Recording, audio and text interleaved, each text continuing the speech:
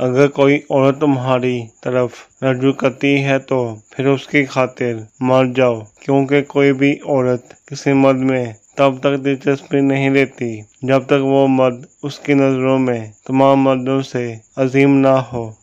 محبت کرتے وقت ہم سوچتے ہیں کہ جو ہوگا دیکھا جائے گا، لیکن پھر جو دنیا والے ہمارے ساتھ کرتے ہیں وہ دیکھا نہیں جاتا۔ منہ پر مار دی جاتی ہے مخلصی اگر مفت میں میسر ہو۔ ہاتھوں پر، کتابوں پر، درختوں پر کسی کا نام لکھنے سے کوئی اپنا نہیں ہوتا۔ محبت کرنے والے کبھی چاہنا نہیں چھوڑتے، کبھی پرواہ کرنا نہیں چھوڑتے۔ اگر وہ بڑھتے بھی ہیں تو بس اتنا کہ آپ سے اپنے حق کے لیے لڑنا چھوڑ دیتے ہیں۔ میں نے اکثر لاڈلی اولادوں کو دکھوں کے ساتھ در بدر ہوتے دیکھا ہے۔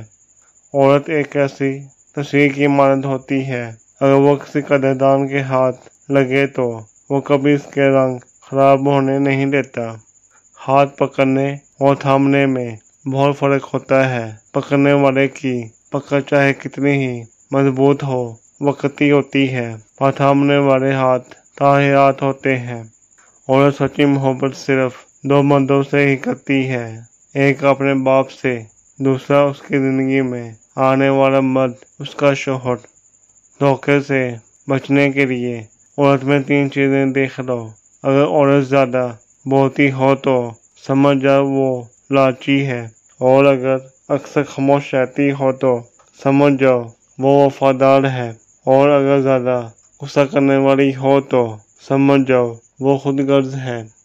کسی نے کیا خوب کہا ہے کہ اگر آپ اپنے تعلقات کو خوشگوار اور دیر پا بنانا چاہتے ہو تو ضروری ہے کہ آپ کی یادداشت محدود ہو۔ تو فرینڈ، آج کی ہماری یہ ویڈیو ختم ہوئی۔ ملتے ہیں اگلی ویڈیو میں انشاءاللہ۔ اللہ حافظ۔ امید ہے دوستو ہماری آج کی یہ ویڈیو پسند آئی ہوگی۔ مزید ایسی ویڈیو دیکھنے کے لیے ہمارے چینل کو سبسکرائب کریں، لائک کریں اور دوستوں کے ساتھ شیئر ضرور کریں۔